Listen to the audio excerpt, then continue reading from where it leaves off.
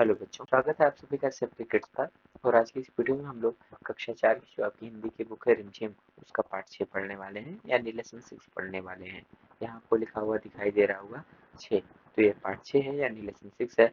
Lesson 6 में आपकी एक कविता है जिस कविता का टाइटल यानी शीर्षक है नाव बनाओ नाव बनाओ। ये कविता का टाइटल यानी शीर्षक है। तो हम सबसे पहले इस कविता को पढ़ेंगे और उस कविता को पढ़ने के बाद इसके जो प्रश्न होंगे उनके उत्तर भी हम लोग करेंगे। तो आइए इस कविता को पढ़ें। हम इस कविता को पढ़ना प्रारंभ करें उससे पूर्व आप सभी लोगों से विनम्र अनुरोध है कि अगर आपको वीडियो अच्छा लगे तो आप लोग वीडियो को लाइक कीजिए, चैनल को सब्सक्राइब कीजिए और साथ ही साथ कमेंट बॉक्स में अपनी प्रतिक्रिया अवश्य दीजिए। नाव बनाओ भैया मेरे जल्दी आओ, वह देखो पानी आया है, घिर घिर कर बादल छाया है, सात समुंदर भर लाया है, तुम रास्ता सागर भर लाओ, भैया मेरे जल्दी आओ। पानी सचमुच खूब पड़ेगा, लंबी चौड़ी गली भरेगा, लाकर घर में नदी धरेगा, ऐसे में तुम भी लहराओ, भैया मेरे जल्दी आओ। गुल्लक भारी अपनी खोलो, हल्की मेरी नहीं टटोलो, पैसे नए नए ही रोलो, फिर बाजार लपक तुम लाओ, भैया मेरे जल्दी आओ। ले आओ कागज चमकीला, लाल हरा या नीला पीला, रंग बिरंगा खूब रंगीला, कैंची चुटकी हाथ चलाओ, भैया मेरे जल्दी आओ। छप छप कर कूड़े से हटती, बूंदों लहरों लड़ती बढ़ती, सबकी आंखों चढ़ती करती, नाव तैरा मुझको हरसाओ, भैया मेरे जल्दी आओ।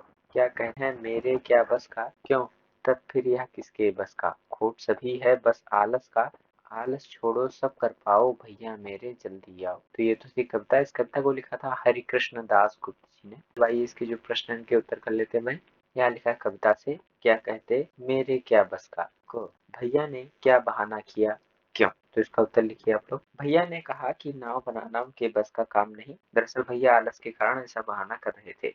बूंदों लहरों लड़ती बढ़ करके प्रश्न, कौन बूंदों और लहरों से लड़ते हुए आगे बढ़ रही है।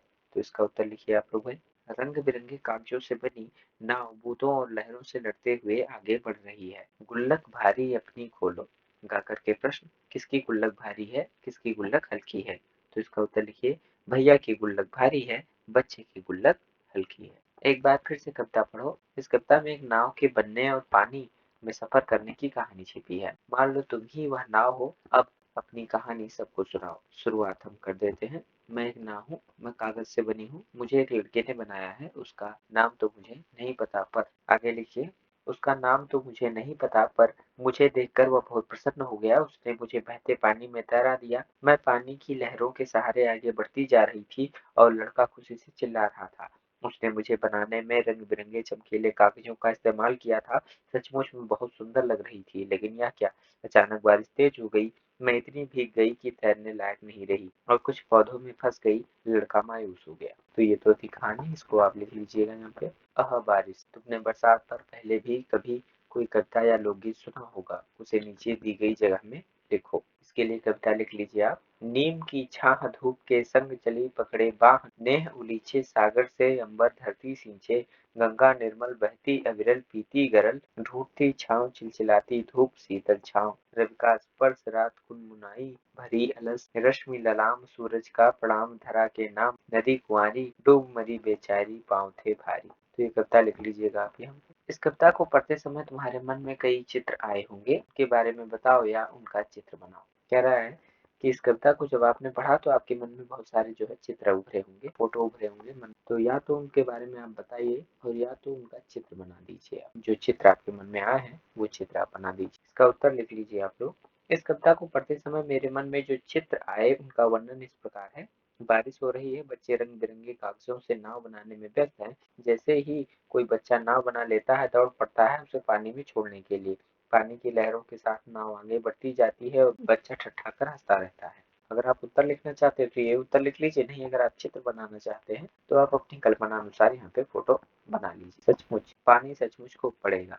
सचमुच का इस्तेमाल करते हुए तुम भी दो वाक्य बनाओ। को करके पहला वाक्य लिखिए आप लोग, रोहन सचमुच बहुत नटखट लड़का है। खा करके दूसरा वाक्य लिख लीजिए, तुम सचमुच बहुत अच्छे हो। सात समुंदर घिर घिर कर बादल छाया है, सात समुंदर भर लाया है। क करके प्रश्न, पता करो सात समुंदर कौन कौन से होंगे जिनसे बादल पानी भरकर लाया है। तो इसका उत्तर लिख लीजिए, सात समुद्रों के नाम प्रशांत महासागर, हिंद महासागर, अटलांटिक महासागर, उत्तरी ध्रुव महासागर, दक्षिणी ध्रुव महासागर, अरब सागर और बंगाल की खाड़ी है। ख करके प्रश्न है, क्या सचमुच बारिश के बादल समुद्र से पानी लाते हैं? वे इतना सारा पानी कैसे लाते होंगे, आपस में बातचीत करके पता करो। तो इसका उत्तर लिख लीजिए आप लोग। हाँ, सचमुच बारिश के बाद में समुद्र से पानी लाते हैं। दरअसल समुद्र का पानी सूर्य की रोशनी में भाप बनकर आकाश में चला जाता है। यही भाप ठंडी होकर पानी की बूंदों के रूप में धरती पर गिरती है, जिसे बारिश कहते हैं।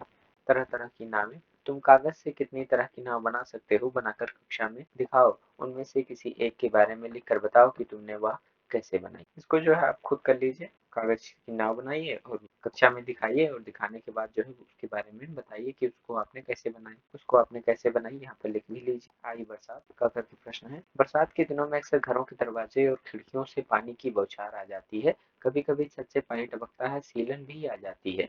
ऐसी स्थितियों से निपटने के लिए तुम्हारे घर में क्या क्या किया जाता है? तो इसका उत्तर लिखिए। दरवाजे और खिड़कियों से पानी की बौछार ना आए, इसके लिए हम उनके ऊपर सेट लगाते हैं। छत से पानी टपकना बंद करने के लिए हम छत की मरम्मत करवाते हैं। सीलन से बचने के लिए हम दीवार पर प्लास्टिक पेंट लगवाते हैं। अगर के प्रश्न है। बारिश के मौसम में गलियों और सड़कों पर भी पानी भर जाता है। तुम्हारे मोहल्ले और घर के आसपास बारिश आने पर क्या क्या होता है, बताओ। तो इसका उत्तर लिख लीजिए भाई। कभी कभी जब मूसलाधार बारिश होती है तो मोहल्ले और घर के आसपास पानी भर जाता है। बाहर जाने में परेशानी होती है, गाड़ियां पानी में फंस जाती है। अगला है काम वाले शब्द का करके प्रश्न है। पिछले साल रिव्यू में तुमने पढ़ा था कि बनाना काम वाला शब्द होता है। काम वाले शब्द को क्रिया कहते हैं। इस कविता में ढेर सारी क्रियाएं या काम वाले शब्द आए हैं, उन्हें छाटो और नीचे लिखो। यहाँ आप लोग लिख लीजिए। आना, छाना, लहराना, चलाना, लाना, मरना, खोलना, छोड़ना। खा करके प्रश्न है। तुमने जो क्रियाएं छांटी हैं वर्णमाला के हिसाब से उनके आगे 1 2 3 आदि लिखकर उन्हें क्रम से लगाओ।